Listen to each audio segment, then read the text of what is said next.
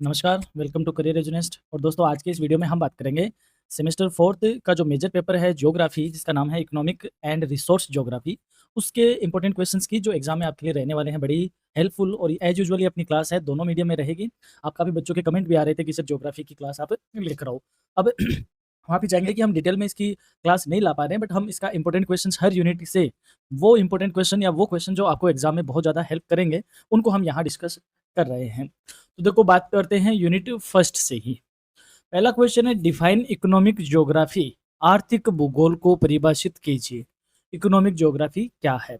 Economic geography is a branch of geography that studies the distribution of economic activities across place and time. यानी आर्थिक भूगोल भूगोल की वह शाखा है जिसमें समय और स्थान के अनुसार आर्थिक गतिविधियों के वितरण का अध्ययन करती है।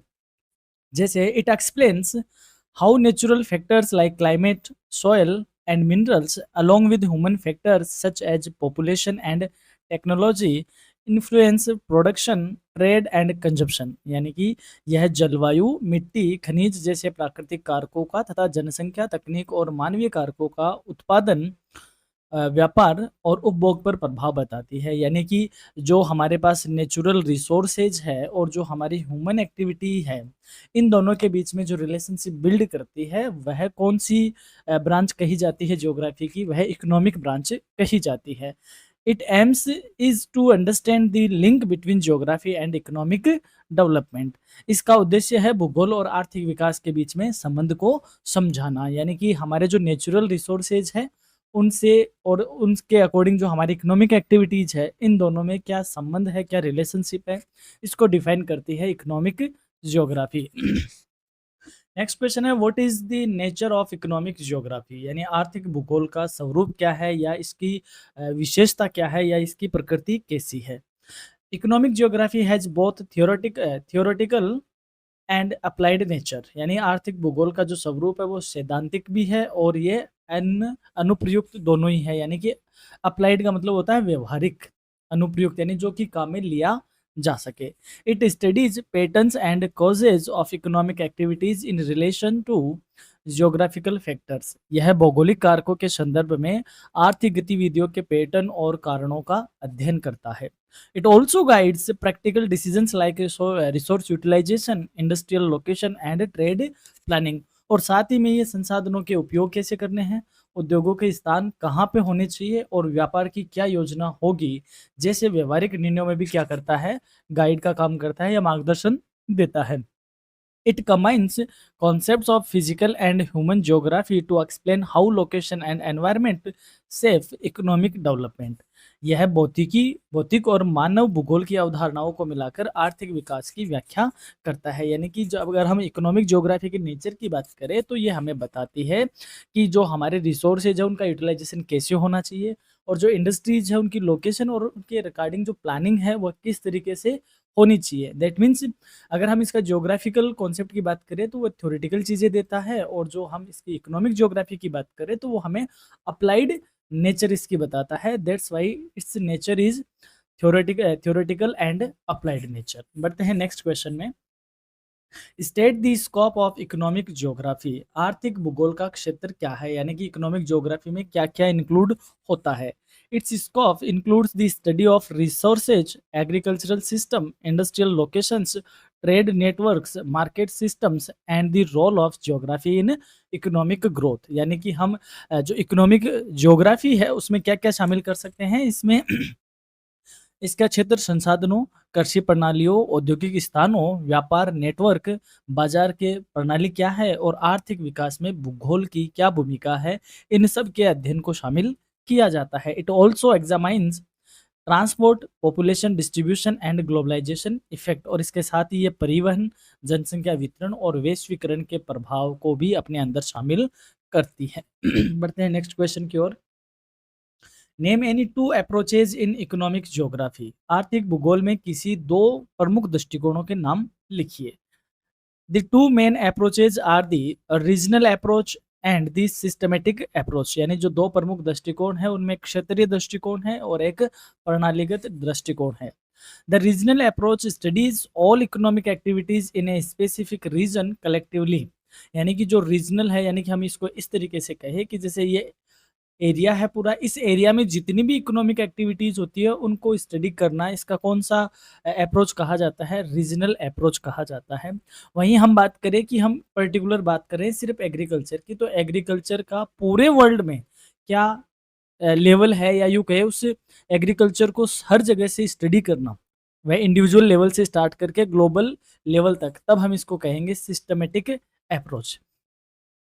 Systematic approach studies individual activities like agriculture, industry and trade at a global scale। यानी क्षेत्रीय दृष्टिकोण किसी क्षेत्र विशेष की सभी आर्थिक गतिविधियों का समग्र अध्ययन करता है, जबकि जो सिस्टमेटिक अप्रोच है, प्रणालीगत दृष्टिकोण है, वह कृषि, उद्योग और व्यापार जैसी व्यक्तिगत गतिविधियों का वैश्विक स्तर पर अध्ययन करता है। यानी कि जब हम बात करें एग्रीकल्चर की, तो पूरे वर्ल्ड लेवल पर एग्रीकल्चर का क्या है, कहाँ पे किस तरीके की एग्रीकल्चर होती है, क्या उसका स्टेटस है, वो सारी बात करेंगे, तो ये सिस्टमैटिक अप्रोच कहा जाएगा।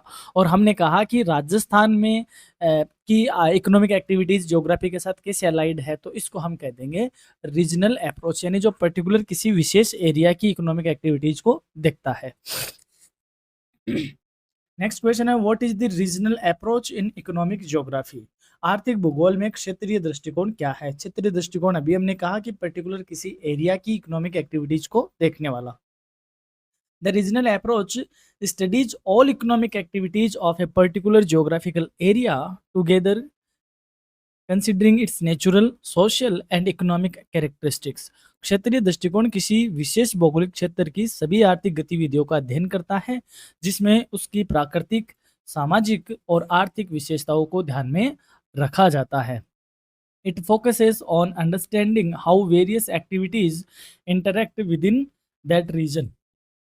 इसका उद्देश्य यह समझाना है या समझना है कि उस क्षेत्र विशेष में विभिन्न गतिविधियां एक दूसरे से कैसे जुड़ी हुई है। यानी कि हम, जैसे मैंने अभी आपको कहा कि राजस्थान की यदि हम बात करें, तो राजस्थान की इकोनॉमिक एक्टिविटीज को स्टडी करना, ये इसका रीजनल अप्रोच कहा जाएगा। और ये देखना कि राजस्थान की जो एक्टिविटीज है वो एक दूसरे से किस तरीके से कनेक्टेड है, ये इसका एनालिसिस का एरिया रहेगा। नेक्स्ट क्वेश्चन है, write two allied subjects related to economic geography. यानी आर्थिक भूगोल से संबंधित दो सहवर्ती या उसके समकक्ष जो सब्जेक्ट जुड़ते हैं, वो उन विषयों का नाम लिखिए। Two important allied subjects are economics and sociology. आर्थिक भूगोल से जुड़े दो महत्वपूर्ण सहवर्ती विषय हैं अर्थशास्त्र और समाजशास्त्र। Economics helps in understanding production, distribution, and consumption, while sociology explain the role of society and culture in economic activities। यानी कि इकोनॉमिक ज्योग्राफी से रिलेटेड जो अलाइड सब्जेक्ट है, जिसमें इकोनॉमिक्स है, वो हेल्प करता है कि किस तरीके से चीज़ों का प्रोडक्शन होगा, उनका डिस्ट्रीब्यूशन कैसे होगा, उनका कंजप्शन यानी उपभोग कैसे होगा, इन सबको समझने में मदद करेगा इसका अर्थशास्त्र का पहलू। और वहीं समाजशास्त्र इसका एक्सप्लेन करेगा कि जो आर्थिक गतिविधियां होती है समाज में, उनके लिए समाज और संस्कृति की क्या भूमिका है, ये स्पष्ट करेगी उसकी सोशियोलॉजी का पहलू। बात करते हैं अगले क्वेश्चन की, what is mean by the classification of economies? अर्थव्यवस्थाओं के वर्गीकरण से क्या अभिप्राय है? Classification of economies means grouping countries और regions based on development level, structure and resources. अर्थव्यवस्थाओं का वर्गीकरण का अर्थ होता है कि देशों या क्षेत्रों को विकास स्तर, संरचना और संसाधनों के आधार पर अलग अलग एरिया में, या यूँ कहे उनको समूहित करना, यानी उनके ग्रुप बना देना। Common categories are developed, developing और अंडर डेवलप्ड इकोनॉमीज। यानी कि हम उनके जो अलग अलग कंट्रीज है, उनका हमने बेस बनाया उनके डेवलपमेंट के लेवल पे, उनकी इंफ्रास्ट्रक्चर पे और उनके पास क्या रिसोर्सेज है, उनके आधार पे हम कहते हैं एक होती है विकसित अर्थव्यवस्था, एक होती है विकासशील अर्थव्यवस्था और एक होती है अविकसित अर्थव्यवस्था, यानी डेवलप्ड, डेवलपिंग और अंडर डेवलप्ड या non developed economies. Next question, name 4 type of economic activities. आर्थिक गतिविधियों के कोई 4 प्रकार बताइए, यानी 4 तरीके की आर्थिक गतिविधियां बताइए। The 4 types are primary, secondary, tertiary and quaternary. Primary uses natural resources, secondary process raw materials, tertiary provide services and quaternary deals with knowledge based services, यानी कि जो इकोनॉमी है उसमें 4 तरीके की एक्टिविटी होती है। एक होती है प्राथमिक, द्वितीयक, तृतीयक और चतुर्थक, यानी कि पहली, दूसरी, तीसरी और चौथी। हम इन 4 ग्रुप में इनको डिवाइड कर देते हैं। जो प्राथमिक गतिविधियाँ हैं वो प्राकृतिक संसाधनों का यूज़ करती है, जैसे एग्रीकल्चर हो गया, डेयरी हो गया, एनिमल हस्बेंड्री हो गया, पशुपालन हो गया, मत्स्य पालन हो गया, ये सारे आएँगे प्राइमरी में। फिर बात करें द्वितीय, कच्चे माल का प्रसंस्करण करती है, यानी कि जो एग्रीकल्चर से इनसे जो रॉ मटेरियल आता है उन सबको हम कहाँ प्रोसेस्ड करते हैं, सेकेंडरी में करते हैं, जिनको हम इंडस्ट्रियल सेक्टर भी कहते हैं, यानी उद्योग क्षेत्र भी कहते हैं। तृतीयक सेवाएँ प्रदान करती है। जो टर्सरी होता है उसमें बैंकिंग, इंश्योरेंस, ट्रांसपोर्टेशन, ये सारी चीज़ें या ये सारी सेवाएँ कहाँ प्रदान की जाती है, ये टर्सरी में की जाती है, तृतीयक क्षेत्र में। और बात करें चतुर्थक की, तो जहाँ पे ज्ञान आधारित सेवाओं से संबंधित होते हैं, यानी जहाँ पे रिसर्च की हम बात करते हैं, रिसर्च एंड नॉलेज की बात करते हैं, वो होता है फोर्थ सेक्टर। तो इकोनॉमिक जो एक्टिविटीज़ है वो 4 तरह की होती है, प्राइमरी, सेकेंडरी, टर्सरी और क्वाटरनरी, यानी कि प्राथमिक, द्वितीयक, तृतीयक और चतुर्थक। Next question, what are the primary economic activities. अब वहीं से क्वेश्चन है, प्राथमिक आर्थिक गतिविधियां क्या है। अभी हमने कहा जो एग्रीकल्चर और एग्रीकल्चर से रिलेटेड एक्टिविटीज है वो प्राइमरी ही होती है। Primary activities are those directly using natural resources such as agriculture, fishing, forestry and mining. प्राथमिक आर्थिक गतिविधियां वे होती है या वे हैं जो सीधे प्राकृतिक संसाधनों का उपयोग करती है, जैसे कृषि हो गया, मछली पकड़ना हो गया, वानिकी हो गया और खनन हो गया। They from the best of the economy and provide raw materials for the other sectors. ये अर्थव्यवस्था का आधार बनाती है और अन्य क्षेत्रों के लिए ये कच्चा माल उपलब्ध कराती है, इसीलिए इसको हम प्राइमरी एक्टिविटी में रखते हैं। यानी कि जो डायरेक्टली किस पे डिपेंडेंट होती है, नेचुरल रिसोर्सेज पे डिपेंडेंट होती है, उनको हम प्राइमरी इकोनॉमिक एक्टिविटीज कहते हैं। और जब यहाँ से निकलकर माल आगे जाता है, यानी रॉ मटेरियल आगे जाता है, और जहाँ पर उनकी प्रोसेसिंग होती है, जैसे लकड़ियाँ आ गई, तो लकड़ियाँ कहाँ से आई, एग्रीकल्चर से। जैसे गन्ना आ गया, कहाँ से आया, एग्रीकल्चर से। तो आगे जाके उनके अदर प्रोडक्ट बनना, जहाँ पे उसका मैन्युफैक्चरिंग होगा, वह आ जाएगा फिर सेकेंडरी एक्टिविटीज में। बात करें अगले क्वेश्चन की, give an example of quaternary activities. चतुर्थ गतिविधियों का एक उदाहरण दीजिए। Research and development services are a prime example of quaternary activities, यानी अनुसंधान एवं विकास सेवाएं चतुर्थ गतिविधियों का प्रमुख उदाहरण है। These involves creating new knowledge, innovations and advanced technologies for economic progress. इनमें नए ज्ञान, नवाचार और उन्नत तकनीकों का विकास शामिल है, जो कि आर्थिक प्रगति में सहायक होते हैं। यानी कि हमारी जो फर्स्ट, सेकंड और थर्ड, यानी कि प्राइमरी, सेकेंडरी और टर्सरी जो एक्टिविटीज़ है, इनके अलावा जब हम इनोवेशंस की बात करते हैं, रिसर्च की बात करते हैं कि कैसे हम और ज़्यादा डेवलप हो सकते हैं, कैसे हम हमारे टेक्नोलॉजी को और एडवांस करते हैं, तो इस तरीके की जो रिसर्च है, या यूँ कहें इस तरीके की जो सर्विसेज है, उसको हम फोर्थ कैटेगरी में रखते हैं, यानी कि क्वाटरनरी में रखते हैं, चतुर्थक में रखते हैं। बढ़ते हैं अगले क्वेश्चन की ओर। अब बात करें इस यूनिट से बनने वाले लॉन्ग आंसर टाइप क्वेश्चन की, कि एग्जाम में इस यूनिट से कौन-कौन से बड़े क्वेश्चन बन सकते हैं। पहला है, discuss the definition, nature and scope of economic geography in detail.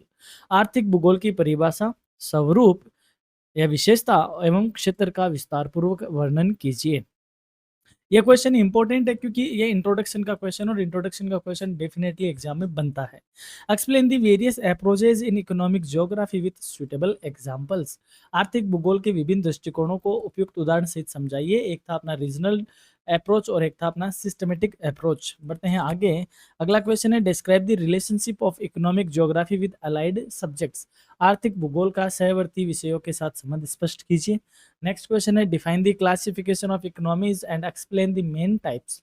अर्थव्यवस्थाओं के वर्गीकरण को परिभाषित कीजिए एवं मुख्य प्रकारों की व्याख्या कीजिए। ये भी एक इम्पोर्टेंट क्वेश्चन है फर्स्ट यूनिट से, कि जो हमारे प्राइमरी, सेकेंडरी और टर्सरी एक्टिविटीज़ है उनके बारे में आपसे डिटेल में क्वेश्चन पूछा गया है। अच्छा, वो तो आगे आएगा। ये है क्लासिफिकेशन ऑफ इकोनॉमी, जिसमें हम डेवलप्ड, अंडर डेवलप्ड और नॉन डेवलप्ड, यानी डेवलप्ड, डेवलपिंग और अंडर डेवलप्ड इकोनॉमीज की बात करते हैं। ये वो क्वेश्चन है।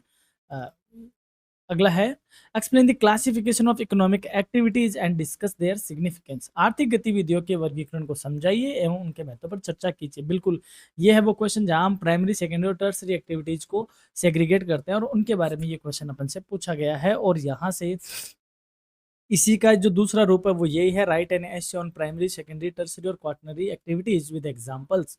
प्राथमिक, द्वितीयक, तृतीयक एवं चतुर्थ गतिविधियों पर उदाहरण सहित निबंध लिखिए या उनको डिटेल में समझाइए। तो ये क्वेश्चन आपको दोनों ही तरीके से पूछा जा सकता है।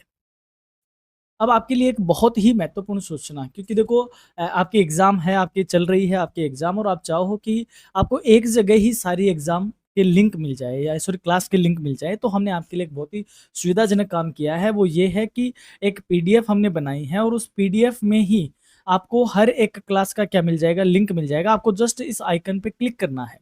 आपको जस्ट इस आइकन पे क्लिक करना है, और जैसे आप क्लिक करोगे डायरेक्ट आप क्लास में पहुंच जाओगे। हमने बड़े ही सिस्टमेटिक ढंग से सेमेस्टर सेकंड की डिटेल क्लास अलग बनाई है, इंपॉर्टेंट क्वेश्चंस अलग बनाए हैं। ठीक उसी हिसाब से सेमेस्टर फोर्थ की क्लासेज और इंपॉर्टेंट क्वेश्चंस हमने अलग अलग सेपरेट बना रखे हैं।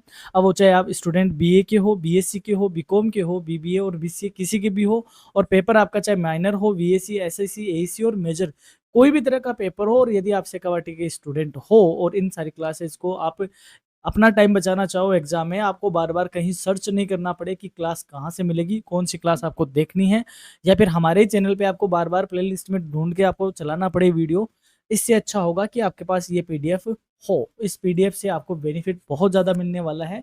जस्ट क्लिक और आप सीधे क्लास में एंटर हो जाओगे। अब आपको यदि ये पीडीएफ चाहिए तो आप हमें इन नंबरों पे ज़रूर व्हाट्सएप कीजिए, और आप एक मैसेज छोड़ दीजिए पीडीएसयू पीडीएफ, और आप जैसे ये मैसेज आपका आएगा हम आपको ये पीडीएफ प्रोवाइड करवा देंगे। और ये पीडीएफ शेखावाटी यूनिवर्सिटी के जितने भी स्टूडेंट हैं उन सब के लिए एक बहुत ही शानदार डॉक्यूमेंट है, जो कि इस सेशन का उनके लिए एक तरीके से एक बून बनने का काम करेगा कि हाँ, ऐसा डॉक्यूमेंट हमारे पास होना चाहिए। चलिए अब बात करते हैं यूनिट सेकंड की। यूनिट सेकंड के वो इंपॉर्टेंट क्वेश्चंस, या वो क्वेश्चंस जो आपके लिए रहने वाले हैं इंपॉर्टेंट। बात करते हैं पहले क्वेश्चन की, what is the concept of resources. संसाधनों की अवधारणा क्या है, या संसाधनों से आप क्या समझते हो। Resources are elements of nature और human made assets that satisfy human needs and have utility. यानी रिसोर्सेज क्या होता है, संसाधन वो प्राकृतिक तत्व या मानव निर्मित साधन है जो मानवीय आवश्यकताओं को पूरा करते हैं और हमारे लिए उपयोगी साबित होते हैं। They include natural resources like minerals and water and human made resources like infrastructure. इसमें खनिज, जल जैसे जो प्राकृतिक संसाधन है और इंफ्रास्ट्रक्चर से रिलेटेड मानव निर्मित साधन शामिल है।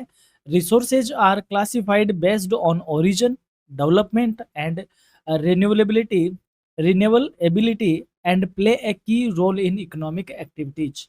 इनका जो वर्गीकरण है वो इनकी उत्पत्ति के हिसाब से, उनके विकास के आधार पे, या इनकी नवीनीकरणीयता के आधार पर किया जाता है, और ये आर्थिक गतिविधियों के लिए महत्वपूर्ण भूमिका निभाते हैं। देखो सिंपल वर्ड में इसको समझो, सिंपल वर्ड में ये होता है कि हमें किसी चीज़ की क्या है ज़रूरत है, हमें उसका क्या करना है, यूज़ करना है। तो वह जो चीज़ है या वह जो कमोडिटी है वह या तो होगी नेचुरल, या वह क्या होगी, मैन मेड यानी आर्टिफिशियल होगी।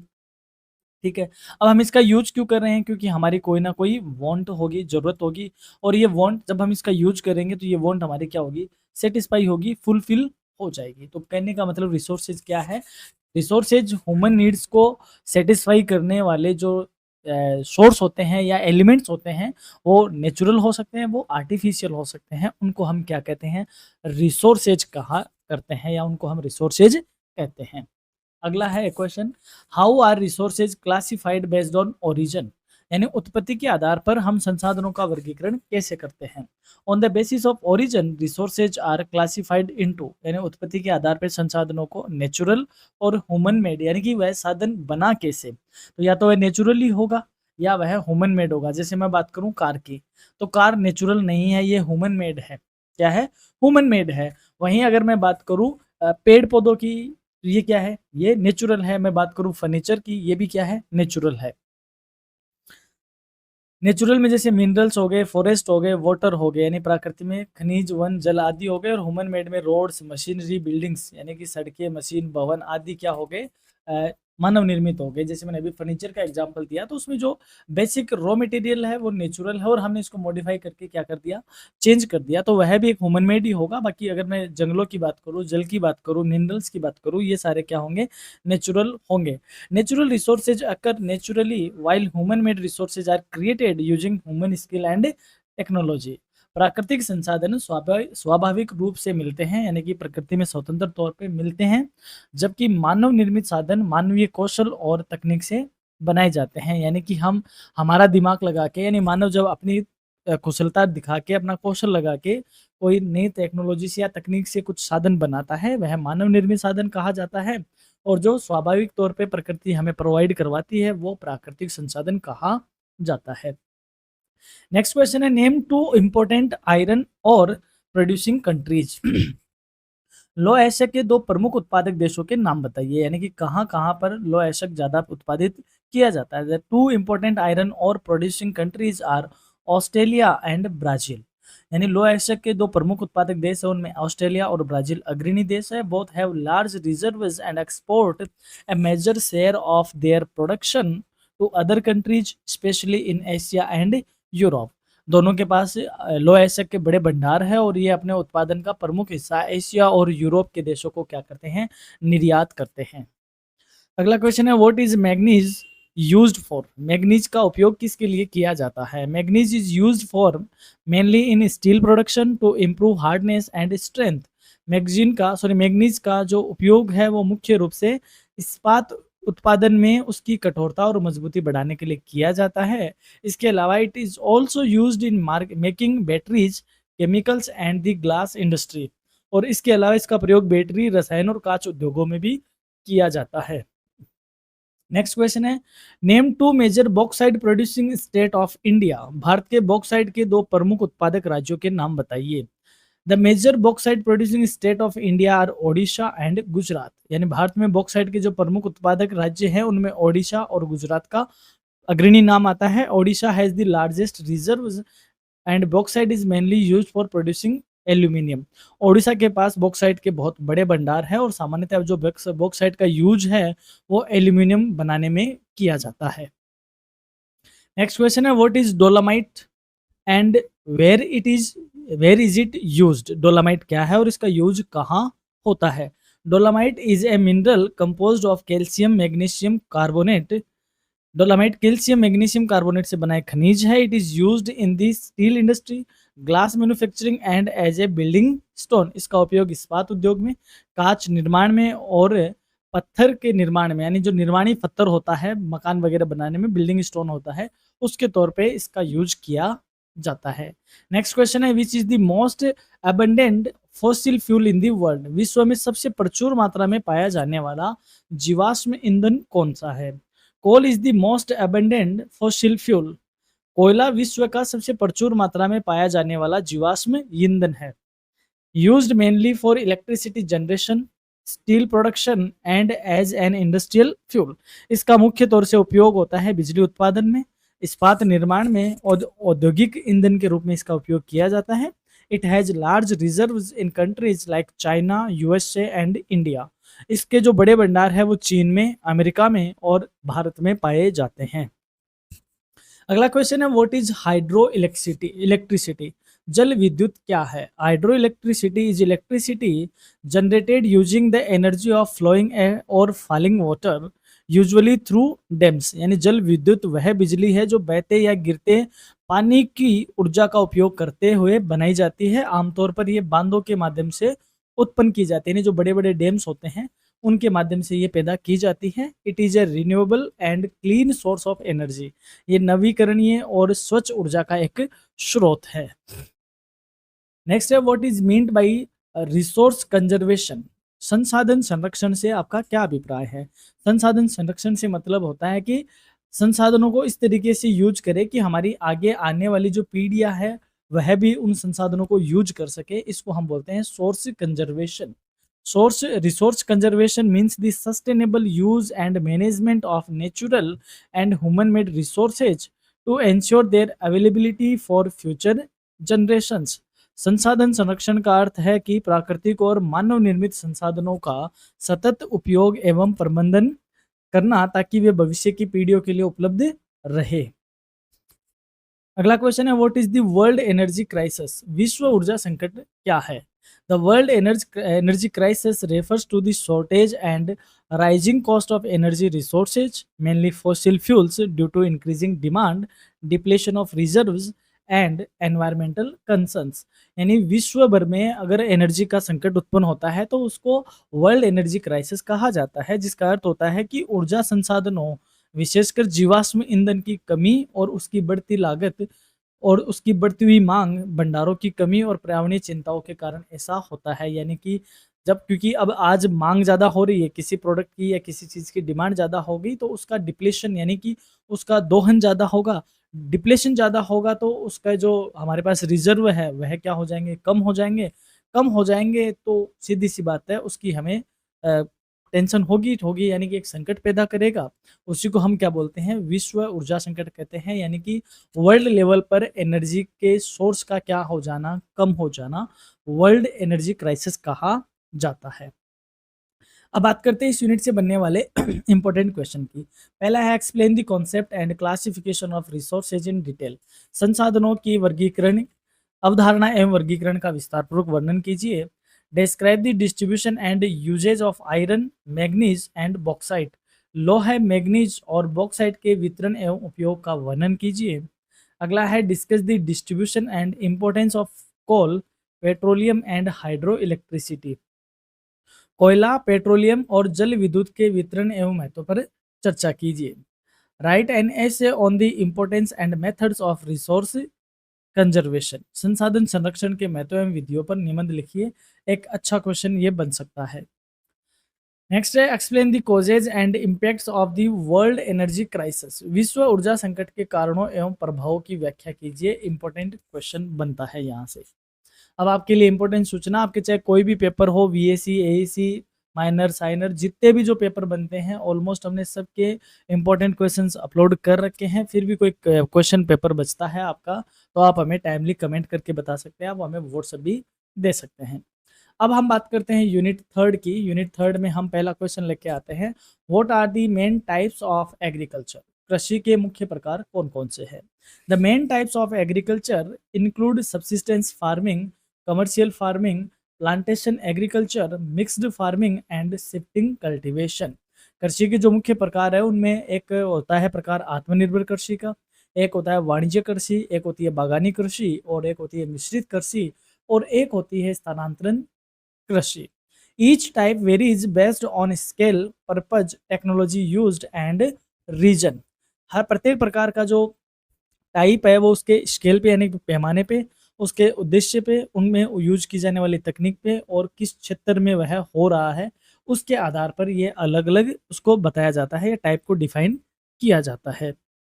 नेक्स्ट क्वेश्चन है, what are the agricultural regions. कृषि क्षेत्र क्या होते हैं? Agricultural regions are areas where specific types of farming dominated due to climate, soil, topography and socio economic factors. कृषि क्षेत्र वे स्थान हैं जहां जलवायु, मृदा, स्थलाकृति और सामाजिक आर्थिक कारकों के कारण विशेष प्रकार की खेती प्रयुक्त होती है। यानी कि किसी पर्टिकुलर एरिया की जो क्लाइमेट है और उसमें जो मिट्टी पाई जाती है और वहाँ की जो ट्रोपोग्राफी है और वहाँ की जो सोशियो इकोनॉमिक फैक्टर है उनकी वजह से वहाँ पर कोई स्पेशल एग्रीकल्चर की जाती है, उसको हम बोलते हैं agricultural region. Examples include wheat belts, rice growing areas and plantation zone. जैसे कि कोई एरिया होता है जहाँ पे केवल गेहूं ही ज़्यादा होते हैं तो उसको गेहूं एरिया कह देते हैं। धान उत्पादन क्षेत्र होता है, बागान क्षेत्र होता है। तो जो जिस एरिया में पर्टिकुलर उसको उस तरीके का एटमॉस्फेयर मिलता है तो उसको हम बोलते हैं एग्रीकल्चरल रीजन। अगला क्वेश्चन है, name two major rice producing countries. धान के दो प्रमुख उत्पादक देशों के नाम बताइए। The major rising producing countries are China and India. धान के प्रमुख उत्पादक देशों में चीन और भारत है। Both have suitable climate and fertile plains making them leading contributors to world rice production. इन दोनों के पास उपयुक्त जलवायु है, उपजाऊ मैदान है, जिससे ये विश्व में धान उत्पादन के मामले में सबसे अग्रणी देशों में आते हैं। अगला क्वेश्चन है, which climate conditions are suitable for wheat cultivation. गेहूं की खेती के लिए कौन सी जलवायु ज़्यादा उपयुक्त होती है या सुटेबल होती है?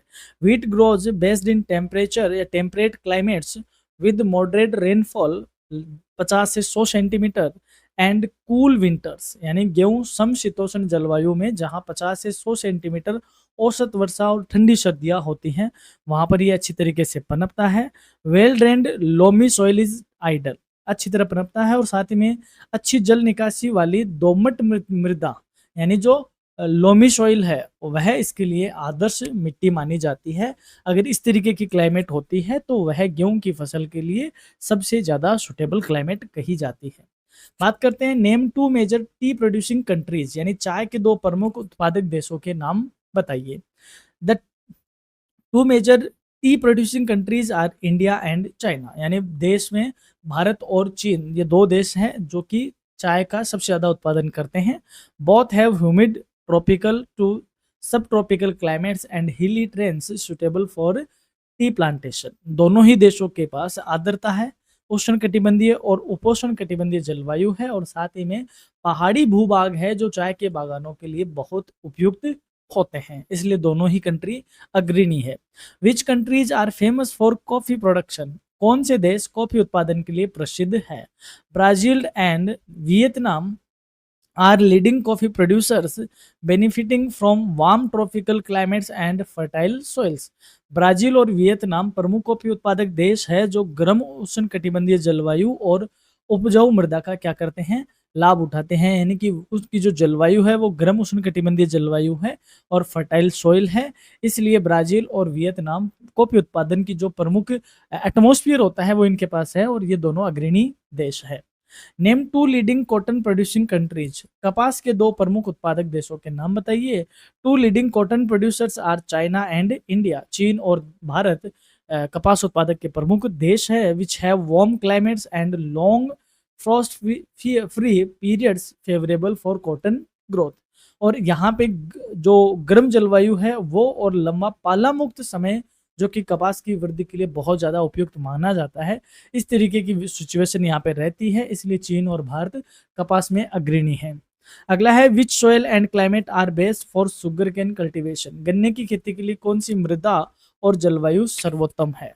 Sugar cane requires hot and humid climate with rainfall 75 to 100 centimetre and fertile alluvial और ब्लैक सॉइल, यानी गन्ने के लिए जो गर्म और आर्द्र जलवायु है जो कि 75 से 100 सेंटीमीटर वर्षा वाली, और साथ ही में उपजाऊ जलोढ़ मिट्टी जिसको हम कौन सी कहते हैं, कच्छारी मृदा कहते हैं या काली मिट्टी कहते हैं, ये इसके लिए सर्वोत्तम होती है। इसलिए इस तरीके की जलवायु में किसकी खेती सुटेबल होती है? शुगरकेन की खेती के लिए सुटेबल होती है।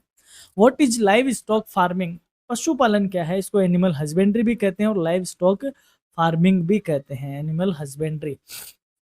Livestock farming involves breeding and raising animals like cattle, sheep, goats, and poultry for products such as milk, meat, wool, and eggs। यानी पशुपालन में गाय, भेड़, बकरी, मुर्गियां या भैंस, बफेलो भी इसमें आप रख सकते हो, जैसे पशुओं का पालन पोषण किया जाता है। क्यों? क्योंकि हमें इनसे दूध, मांस, ऊन और अंडे आदि प्राप्त होते हैं। तो यानी कि एनिमल को घर पे पालना या यूँ कहें एनिमल का पालना, ताकि हम उनसे दूध, मीट, वूल, एग, अंडे आदि सब प्राप्त कर सके, इसको हम क्या कहते हैं? लाइव स्टॉक फार्मिंग कहते हैं, पशुपालन कहते हैं, और ये एग्रीकल्चर की अलाइड एक्टिविटी आती है और इसको हम प्राइमरी सेक्टर की एक्टिविटी में कंसिडर करते हैं। अगला है what are the main world agricultural problems, विश्व की प्रमुख कृषि समस्याएं क्या है? Major agricultural problems include soil degradation, water scarcity, climate change, pest attacks and unequal land distribution. जो दुनिया देश की जो प्रमुख कृषि समस्याएं हैं उनमें मृदाक्षरण, जल की कमी, जलवायु परिवर्तन, कीट आक्रमण और असमान भूमि वितरण शामिल होता है, और ये दुनिया भर की एग्रीकल्चरल की प्रॉब्लम है, यानी कि ऐसी नहीं है कि ये सिर्फ भारत में ही है या राजस्थान में ही है, पूरी दुनिया में इस तरीके की प्रॉब्लम एग्रीकल्चर की वर्ल्ड प्रॉब्लम कही जाती है, जिसमें मृदा का डिग्रेड होना, वाटर की कमी हो जाना और क्लाइमेट का चेंज होना, ये सब है। अगला है व्हाट इज फूड सिक्योरिटी, खाद्य सुरक्षा क्या है? Food security means ensuring all people have physical, social, and economic access to sufficient, safe, and nutritious food at all times. यानी खाद्य सुरक्षा का अर्थ हुआ कि सभी लोगों को हर समय पर्याप्त, सुरक्षित और पौष्टिक भोजन तक भौतिक, सामाजिक और आर्थिक तौर पर क्या हो, पहुंच सुनिश्चित हो। इसको हम कहते हैं फूड सिक्योरिटी, यानी सबको खाना मिले। फिर है इस यूनिट से बनने वाले लॉन्ग आंसर टाइप क्वेश्चंस की बातें। पहला है explain the main types of agriculture practised in the world with examples. विश्व में प्रचलित मुख्य कृषि प्रकारों को उदाहरण सहित समझाइए। Describe the agricultural regions of the world and the factors influencing them. विश्व के कृषि क्षेत्र को और उन्हें प्रभावित करने वाले कारकों का वर्णन कीजिए। अब देखो यही क्वेश्चन आपको इंडिया के कॉन्टेक्स्ट में भी पूछा जा सकता है। नेक्स्ट है discuss the distribution, climatic requirements and economic importance of rice, wheat and sugar cane. धान, गेहूं और गन्ने के वितरण, जलवायु आवश्यकता और आर्थिक महत्व पर चर्चा कीजिए। Right A detail note on T, coffee and cotton cultivation in the world. विश्व में चाय, कॉफी और कपास की खेती पर विस्तृत टिप्पणी लिखिए। ये इंपॉर्टेंट क्वेश्चन है इस यूनिट का। Explain the role of livestock in the agricultural economy. कृषि अर्थव्यवस्था में पशुपालन की भूमिका स्पष्ट कीजिए। मोस्ट इंपॉर्टेंट क्वेश्चन है इस यूनिट का, जो कि बीए के लेवल का क्वेश्चन बनता है। Discuss major world agricultural problem and suggest measures for food security. विश्व की प्रमुख कृषि समस्याओं की चर्चा कीजिए और खाद्य सुरक्षा के उपाय सुझाइए। ये भी एक इंपॉर्टेंट क्वेश्चन है। अब इस यूनिट का इंडिया के कॉन्टेक्स्ट में क्या क्वेश्चन आपके बन सकते हैं, तो वो हम यहाँ पे देख लेते हैं। वो अभी हमने बात करी थी, वो वर्ल्ड लेवल पे बात करी थी। अब हम बात करेंगे इंडियन कॉन्टेक्स्ट में। Name the major rice producing state of India. Bharat के प्रमुख धान उत्पादक राज्यों के नाम बताइए। West Bengal, Uttar Pradesh, Punjab, Tamil Nadu and Andhra Pradesh are leading rice producer in India due to fertile plains and adequate rainfall. यानी कि पश्चिम बंगाल, उत्तर प्रदेश, पंजाब, तमिलनाडु और आंध्र प्रदेश भारत के प्रमुख धान उत्पादक राज्य हैं, क्योंकि वहां उपजाऊ मैदान और पर्याप्त वर्षा उपलब्ध है। Which region of India is known as the wheat bowl. यानी भारत में कौन सा क्षेत्र गेहूं का कटोरा कहलाता है। Punjab, Haryana and western Uttar Pradesh are called India's wheat bowl due to high yield wheat farming supported by irrigation and fertile soil. यानी पंजाब, हरियाणा और पश्चिमी उत्तर प्रदेश को भारत में गेहूं का कटोरा के नाम से जाना जाता है, क्योंकि जहां सिंचाई और उपजाऊ मिट्टी के कारण गेहूं की उच्च उपज होती है, क्योंकि वहां पे सिंचाई के साधन खूब है, मिट्टी काफी उपजाऊ है, गंगा का मैदान है, यमुना का मैदान है, और साथ ही में गेहूं की जो उपज है वह अच्छी उपज उनको देखने को मिल जाती है इस वजह से। Which Indian states are famous for tea production. Bharat के कौन से राज्य चाय उत्पादन के लिए प्रसिद्ध है। Assam, west Bengal and Kerala are famous tea producing state due to humid climate and hilly terrain। यानी असम, पश्चिम बंगाल जिसमें दार्जिलिंग आ गया, और केरल चाय उत्पादन के लिए प्रसिद्ध राज्य है, क्योंकि वहां आर्द्र जलवायु और पहाड़ी भूभाग उपलब्ध है। अगला है name the main coffee producing states in the India. Bharat के प्रमुख कॉफी उत्पादक राज्यों के नाम बताइए। Karnataka, Kerala and Tamil Nadu are leading coffee producers mainly growing arabica and robusta varieties.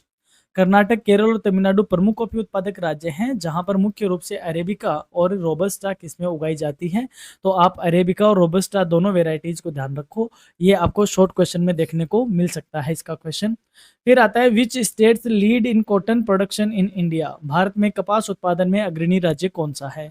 Gujarat, Maharashtra and Telangana lead in cotton production due to black soil and warm climate. Gujarat, Maharashtra और तेलंगाना कपास उत्पादन में आगे हैं, क्योंकि यहाँ काली मिट्टी और गर्म जलवायु पाई जाती है, जो कि कपास के लिए सुटेबल है। Which state produce the most sugarcane in India. Bharat में सर्वाधिक गन्ना उत्पादन करने वाले राज्य कौन से हैं। Uttar Pradesh, Maharashtra and Karnataka are top sugarcane producers due to fertile soil and adequate irrigation. Uttar Pradesh, Maharashtra और कर्नाटक उपजाऊ मिट्टी और पर्याप्त सिंचाई के कारण गन्ना उत्पादन में क्या रहते हैं, टॉप 3 में रहते हैं। यानी यूं कहे टॉप जो 3 है वो यही है, उत्तर प्रदेश, महाराष्ट्र और कर्नाटक।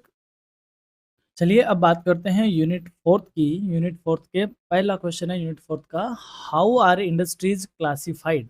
उद्योगों का वर्गीकरण कैसे किया जाता है? Industries can be classified based on size, ownership and type of product. यानी उद्योगों का जो वर्गीकरण है उसके आकार पे, उसके स्वामित्व के आधार पे और उनमें क्या प्रोडक्शन किया जाता है उस उत्पाद के आधार पर किया जाता है। साइज की बात करें तो जैसे स्मॉल स्केल हो गया, लार्ज स्केल हो गया, यानी छोटा उद्योग और बड़ा उद्योग। ओनरशिप की बात करें तो पब्लिक है, प्राइवेट है या दोनों का जॉइंट है, तो सार्वजनिक, निजी और संयुक्त को तौर पे इनको बताया जा सकता है। वहीं बात करें टाइप ऑफ प्रोडक्ट की तो बेसिक प्रोडक्ट है या कंज्यूमर प्रोडक्ट है या कैपिटल प्रोडक्ट है, यानी मूल है, उपभोक्ता है या पूंजी उत्पाद है। इन तीनों के आधार पर हम प्रोडक्ट के आधार पर इनको सेग्रीगेट करते हैं या क्लासिफाइड करते हैं। दे में also be grouped by raw materials used और कैपिटल इन्वेस्टमेंट। इसके अलावा इनमें कच्चा माल कौन सा यूज में लिया जाता है और इसमें कितनी पूंजी निवेश की जाती है, इनके आधार पर भी इनको बांटा जा सकता है। बढ़ते हैं अगले क्वेश्चन की ओर। अगला क्वेश्चन है name two major iron and steel producing countries. दो प्रमुख लोह और इस्पात उद्योगों के उत्पादक देशों के नाम बताओ। China and India are leading iron and steel producers due to abundant raw materials, advance technology and large markets. चीन और भारत प्रमुख लोह और इस्पात उत्पादक देश है क्योंकि वहां प्रचुर मात्रा में कच्चा माल है, उन्नत तकनीक है और दोनों के ही पास बड़ा बाजार उपलब्ध है। इसलिए इन दो कंट्रीज का नाम लोह उत्पादक में और इस्पात उत्पादक में आगे आता है। विच फैक्टर्स सपोर्ट दी कॉटन टेक्सटाइल इंडस्ट्रीज। कपास वस्त्र उद्योग को सहारा देने वाले कारकों के नाम या कारक कौन कौन से हैं? Cotton textile industries thrives in areas with cotton availability, skilled labour, favourable climate and good transport facility. यानी जहां पर कॉटन जो वस्त्र उद्योग है वो वहीं फलता फूलता है जहां पर कपास की उपलब्धता हो, कुशल श्रमिक हो, अनुकूल जलवायु स्थिति हो और अच्छा परिवहन साधन वहां उपलब्ध हो, वहां पर कॉटन टेक्सटाइल इंडस्ट्री पनपती है। Name two major automobile manufacturing countries. दो प्रमुख ऑटोमोबाइल निर्माण करने वाले देशों के नाम बताइए। Japan and Germany are top automobile producers known for advance engineering and global brands. Japan और जर्मनी शीर्ष ऑटोमोबाइल उत्पादक देश है जो कि अपनी उन्नत इंजीनियरिंग और वैश्विक ब्रांडों के लिए क्या है, प्रसिद्ध है। जैसे आप बात करें होंडा, तो होंडा जापान की कंपनी और इसी तरीके की सुजुकी, ये सारी जापान की है। तो ये अपनी एडवांस इंजीनियरिंग टेक्नोलॉजी को वजह से समूचे वर्ल्ड में जानी जाती है। अगला है what are special economic zone, जिसको हम क्या बोलते हैं, विशेष आर्थिक क्षेत्र, यानी जिसको हम सेज भी कहते हैं। ये क्या होता है कि ऐसा जोन होता है जिसमें अलग अलग इंडस्ट्रीज, अलग अलग जो कंपनीज वगैरह होती है, इंडस्ट्रीज होती है, वो काम करती है और इनका जो प्रोडक्शन होता है वो एक्सपोर्ट क्वालिटी का होता है, यानी कि जिनको निर्यात के उद्देश्य से ही बनाया जाता है और इनको अलग तरीके से इनके पॉलिसीज और रूल्स डिफाइन किए जाते हैं। SAGE are designed designated areas with special economic regulations to attract investment, boost exports and generate employment.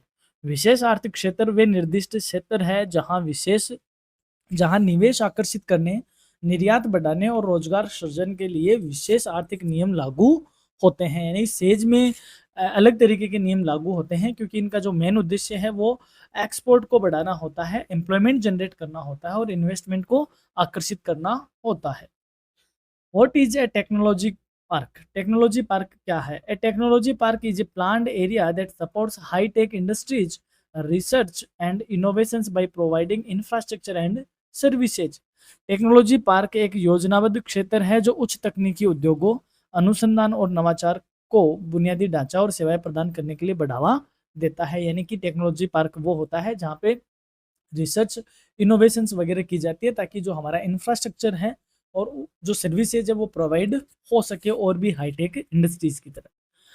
Next है name the major industrial regions of the world. विश्व के प्रमुख औद्योगिक क्षेत्रों के नाम बताइए। Major region includes the Ruhr यानी जो जर्मनी का है, ग्रेट लेक्स जो कि यूएसए का है, टोक्यो योकोहामा जापान का है एंड ईस्टर्न चाइना पूर्वी चाइना। ये दुनिया के वो इंडस्ट्रियल रीजन है, इंडस्ट्रियल एरियाज है जो पूरी दुनिया भर में मशहूर है और ये दुनिया के बड़े बड़े इंडस्ट्रियल रीजन्स में आते हैं। What are the main modes of land transport? स्थल परिवहन के प्रमुख साधन कौन कौन से हैं? यानी कि 3 तरीके का परिवहन होता है, वायु परिवहन, जल परिवहन और स्थल परिवहन। तो जल में जहाज वगैरह होते हैं, वायु में एयरप्लेन होते हैं, तो स्थल में कौन सा होगा? या तो रोड का होगा या रेलवे का होगा, है ना।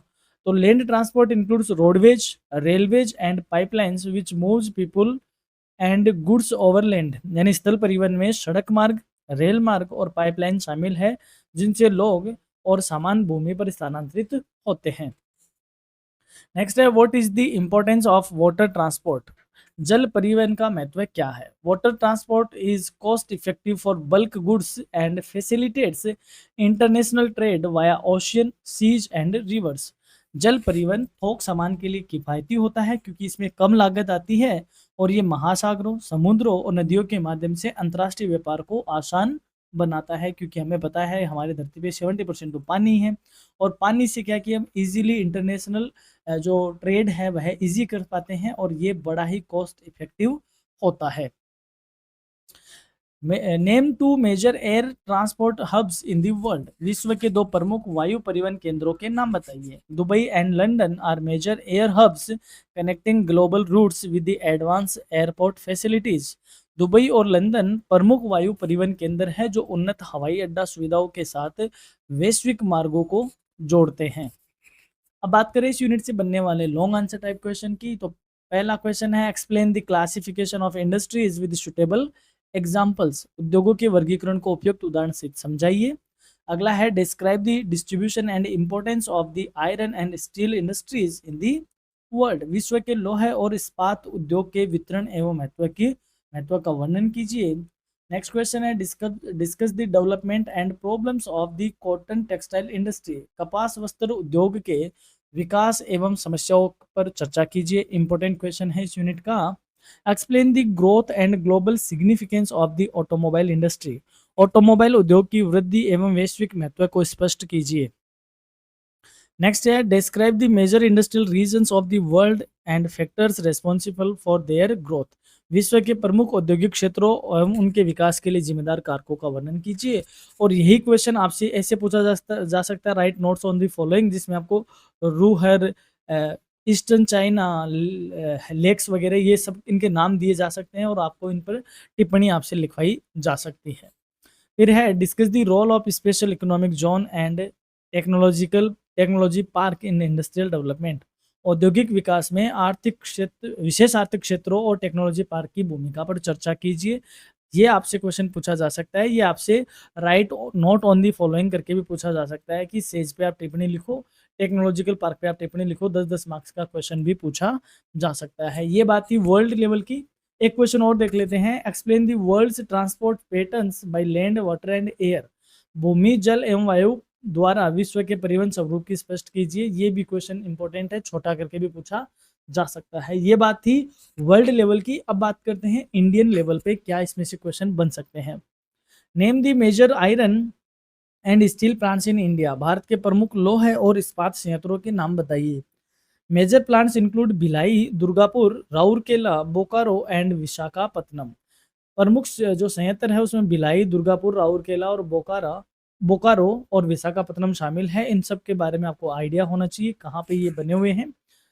दे are located near raw material sources and have good transport connectivity. ये कच्चे माल की स्रोतों के निकट और अच्छे परिवहन संपर्क वाले क्षेत्रों में ही स्थित है।